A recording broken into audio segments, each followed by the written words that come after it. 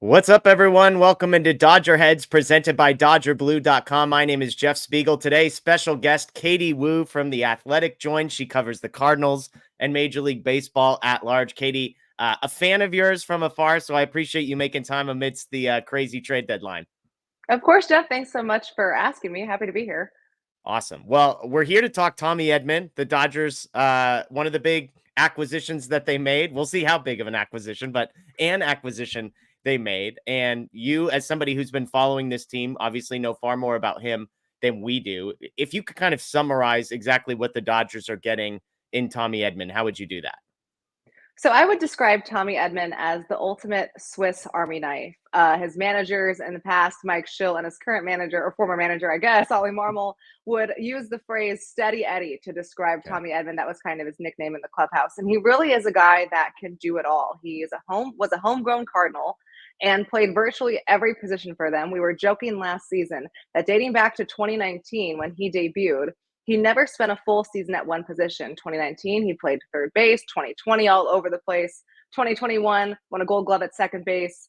2022, started playing some outfield, some shortstop. And then 2023 ended up being the team's starting center fielder. So he can do it all. He's also a switch hitter. So I think what you're getting in Tommy Edman is exactly what the Dodgers need because they are so good at creating matchups and creating the ideal lineup where having people that can play different positions and having that versatility really complements this team. I know we've talked a lot about Dodgers pitching being a concern, but I think Tommy Edman plugs a lot of holes in one way as a super utility player that he is.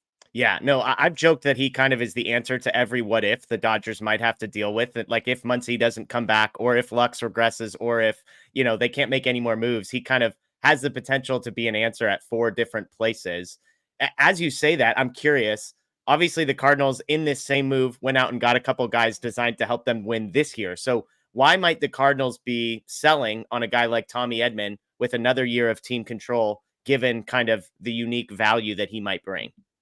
Yeah, it's a great question because the Cardinals certainly didn't want to. In fact, they came into the 2024 season and said last November, Tommy Edman will be our starting center fielder come opening day. They valued him so much that they signed him to a 2-year extension worth $16 million to carry him through arbitration, knowing he had gone under offseason wrist surgery and might not be ready for spring training. They valued him that much that they wanted to keep him in the organization. Now, of course, the wrist surgery ended up taking much longer than anyone has expected. Tommy has not played in a single major league game this year. Good news, Dodgers fans, is he was in the middle of a rehab assignment and progressing well, but I'm sure we can get to that. The reason he became expendable to the Cardinals is kind of twofold, right? Because he's able to play so many positions, the Cardinals really valued that kind of versatility. They have another super utility in Brendan Donovan. He can do just as well as Edman defensively. He just hits from the left side. They had an emergence from Michael Ciani, who, in my opinion, is becoming a potential Gold Glove candidate in center field. He was like fifth on their depth chart in center fielders coming into spring training. So far down that the president of baseball operations actually forgot his last name when talking to us. So that goes to show how high they were on Ciani in the beginning. But credit to him, he had an opportunity when 4 different Cardinals outfielders got hurt in spring training and ran with it. So that combination of being able to fill the super utility role plus the center field role made Tommy expendable. The other part of this comes down to cost, right? Dodgers, they spend. Cardinals, not so much. Their president of baseball operations, John Mozeliak, is under some pretty strict parameters this trade deadline to improve this club, which coming into Tuesday, the last day of the deadline, Cardinals were only 2 games over 500, but still in the mix in that very insane National League wildcard picture. But he needed to improve the club while not taking on any additional payroll. So that's pretty difficult to do. By getting Tommy Edman's remaining $9.5 million off the Cardinals books, it freed up some financial flexibility to add the starting pitcher in Eric Fetty and the coveted right-handed bat in Tommy Pham that they were looking to acquire before the deadline.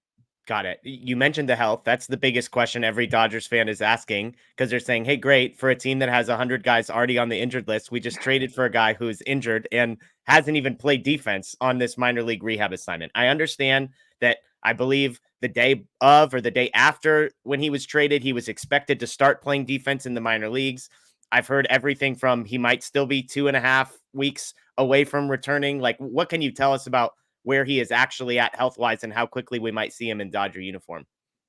Yeah, I totally get maybe the Dodgers fans' concern over this trade because Edman does look great on paper, but it does come down to his health. The good news is the wrist doesn't seem to be an issue. He seems to be Okay. progressing pretty well from that. It's the ankle that both the Cardinals and Dodgers were a little bit concerned about. Tommy rolled his ankle at Busch Stadium a few weeks ago, just taking ground balls. Ended up with a very mild strain or sprain, excuse me. He had to miss about a week of games recovering in his rehab assignment, but he's back good to go. And that's why it's taken him so long to get on the field.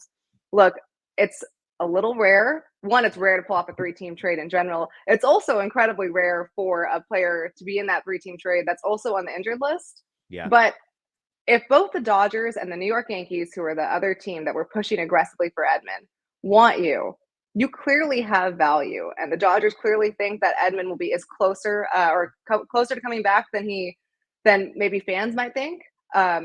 Injuries are tricky, as we know, but he was slated to play second base, I believe, starting Tuesday. That was the plan when he was last with the Cardinals. I'm not sure what the Dodgers will do, but it looks like he's definitely closer than he was maybe projected to when that ankle sprain first happened.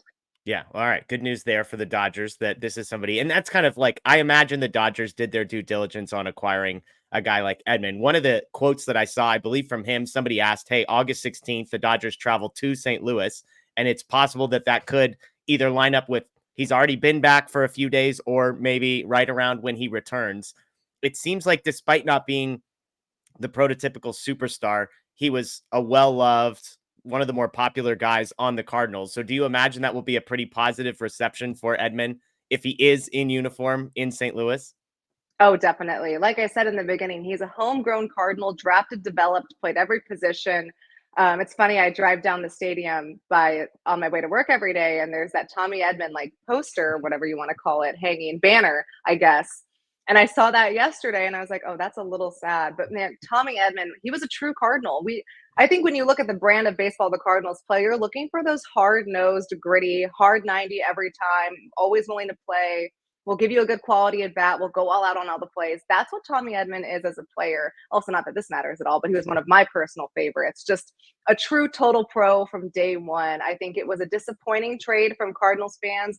I know their manager, Ollie Marmol, had nothing but complimentary things to say about him. Same with John Mozeliak.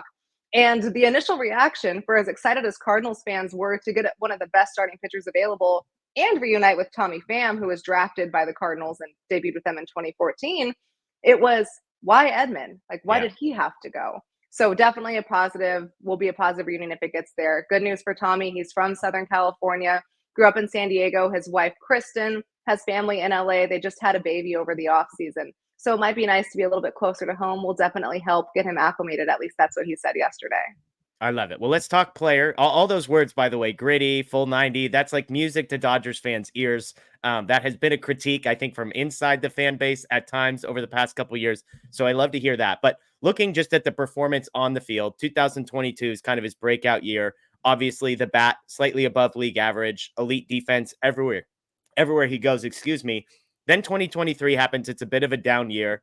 I believe he missed time with like 4 different injuries that I was able to see: abdomen injury, wrist injury, calf injury. The wrist injury lingers. You mentioned offseason surgery, then an ankle injury as he's rehabbing from the wrist surgery. So injuries aside, I know he's still young. Like this is a guy that's entering into the prime of his career or smack in the middle of it, depending on how you look at it. How concerned would you be that 2022, that big performance was kind of the outlier, and that maybe he's more of the guy we saw in 2023?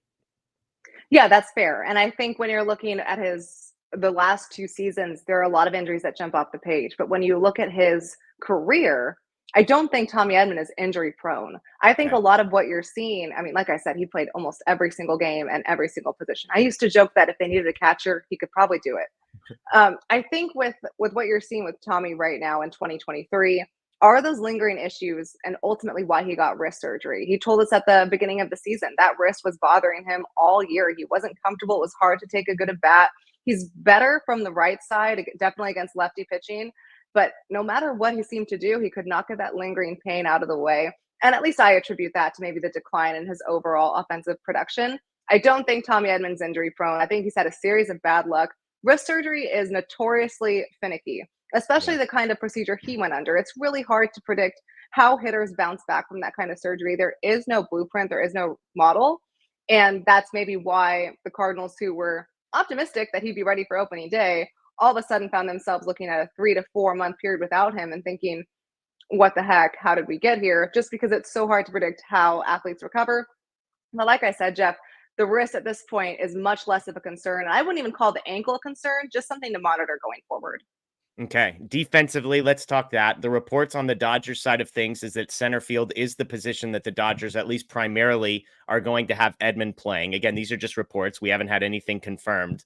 Talk to us about that. You mentioned that he was expected to be the starting center fielder this year.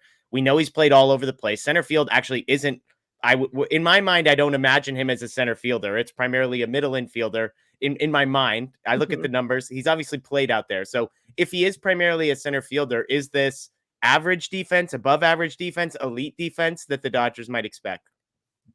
I think it's a step under elite, definitely above average. It's funny because when the Cardinals were talking about maybe putting Edman in center field last year, they were 20 games under 500. I just kind of assumed, oh, hey, they had nothing to lose. Tommy can play anywhere. Why not try him out? And Ollie Marmol, their manager, said, no, look at the numbers. Look at his numbers in the corners. He has everything that shows that he can play center field. I was like, okay.